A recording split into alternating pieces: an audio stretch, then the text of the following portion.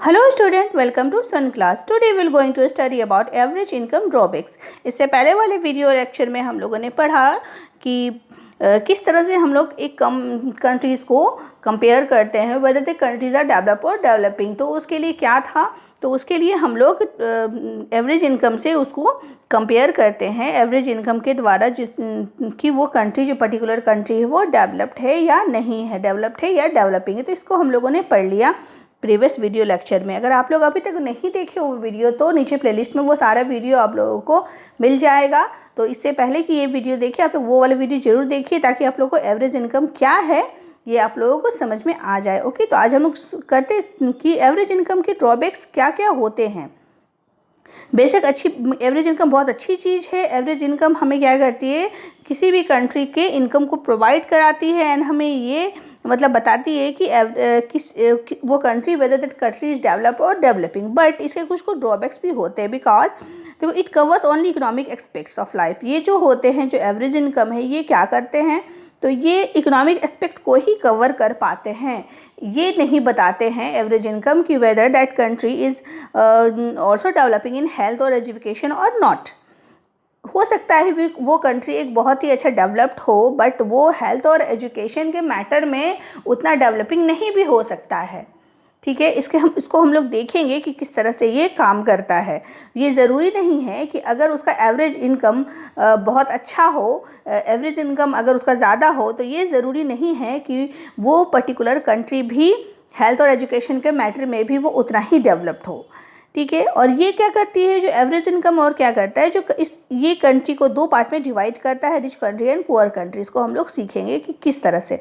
यहाँ दो कंट्री आप लोग देख रहे हो, country A and country B. ठीक है, ये दो कंट्रीज आप लोग देख रहे हो। इसके कंडीशन के बारे में अब हम लोग सीखते हैं कि किस तरह से ये एवरेज इनकम के ड्रॉबैक्स को बताएगा अभी हमें।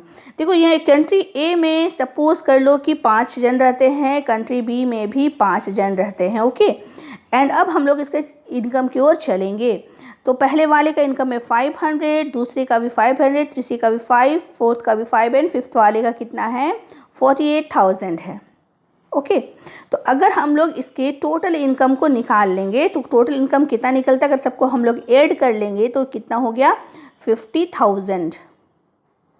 कितना हो जाता है, 50,000 हो जाता है। ठीक है, तो अगर हम लोग एवरेज इनकम निकालेंगे तो क्या फॉर्मूला है, आप लोग को याद होगा, पर कैपिटा इनकम का क्या है, total income of the country divided by total population of the country. Total population कितना, 5 है, इसको हम लोग डिवाइड कर देंगे तो कितना आएगा, 10,000 आएगा, है ना। ये आ गया। अब हम लोग कंट्री बी की ओर चलते हैं। कंट्री बी में कितना है, कंट्री बी में भी 5 जन रहते हैं। फर्स्ट वाला व्यक्ति का इनकम है, फर्स्ट वाला पर्सन का है 9,500, सेकेंड है 10,500, थर्ड है 9,800, फोर्थ है 10,000 एंड फिफ्थ वाले का है 10,200 टोटल इनकम। ठीक है, अगर हम ये सबको ऐड कर देते हैं टोटल इनकम निकालने के लिए तो कितना आया, इसका भी 50,000 ही आया। और इसका एवरेज इनकम निकालेंगे किस तरह से, तो इसका हम लोग टोटल पॉपुलेशन को डिवाइड कर देंगे तो कितना आएगा, 10,000 आएगा। अब सोचने वाली बात ये है कि अगर हम लोग एवरेज इनकम की अनुसार से देखें, अगर हम लोग वो देखें कि जैसे एवरेज इनकम हमें बताता है, तो अगर हम लोग उससे कंपैरिजन करो तो क्या हमें मिल रहा है, हमें ये रिजल्ट मिलेगा कि ये दोनों कंट्री सेम है। ये दोनों के दोनों कंट्री क्या है, एक डेवलप्ड कंट्री है, क्योंकि इसका एवरेज इनकम दोनों का इक्वल है, यही दिख रहा है ना हमें। बट अब हम लोग बात करेंगे इसके ड्रॉबैक्स की। तो क्या होता है, आप लोगों को क्या कंडीशन सेम दिख रहा है, एवरेज इनकम तो चलो सेम है, एवरेज इनकम के बेसिस पे हम लोगों ने कह दिया, मान लिया कि ये दोनों की कंट्रीज़ भी सेम होगी। बट क्या है, वो एक्चुअली में है तो वो नहीं है। क्यों नहीं है, क्योंकि इसमें से 5 में से 4 व्यक्ति क्या है, गरीब है।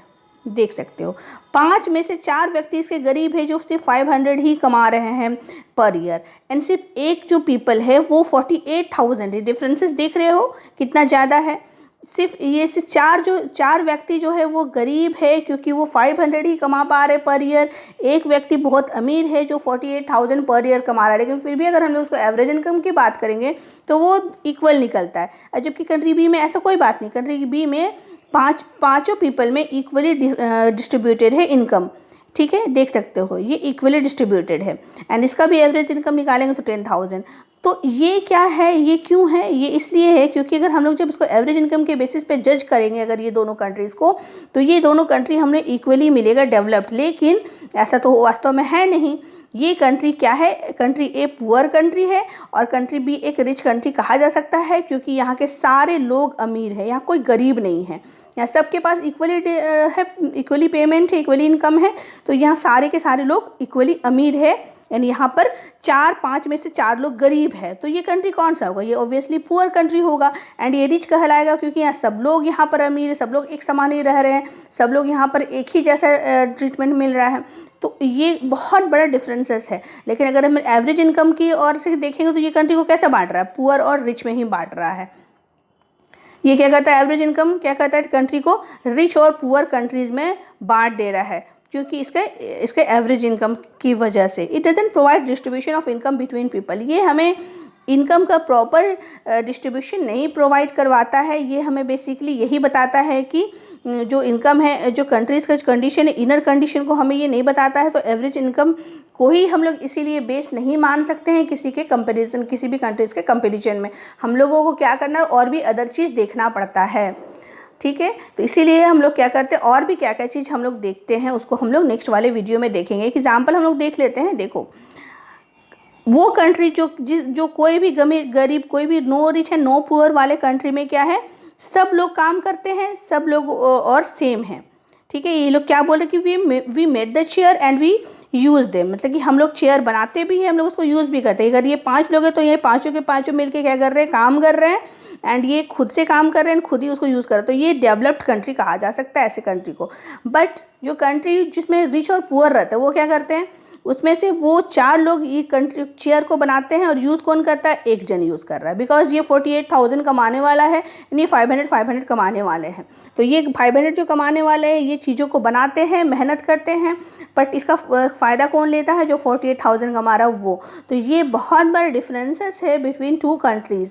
एक कंट्री डेवलप्ड है जिसमें नो रिच है नो पुअर, एंड दूसरे कंट्री डेवलपिंग है जिसमें रिच और पुअर रहता है। तो जहाँ पे ये रिच और पुअर वाला प्रॉब्लम आ जाता है तो वहाँ का कंट्री जो है वो डेवलप्ड नहीं कहा जा सकता है, क्योंकि एक कंट्री तभी डेवलप्ड होता है जब वहाँ पे हर कंट्री के रहने वाले हर पर्सन्स क्या हो, डेवलप्ड हो, तभी वो कंट्री डेवलप कहलाएगा। तो एवरेज इनकम से हमें ये बात नहीं पता चलती है, ओके।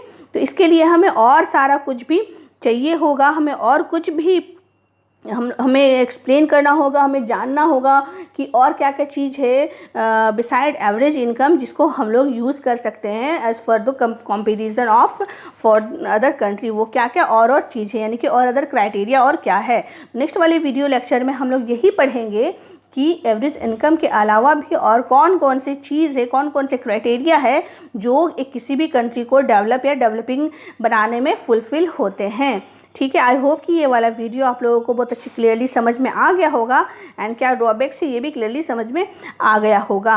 सो आप लोग इसको फिर से देखिए, समझिए, and thank you for watching.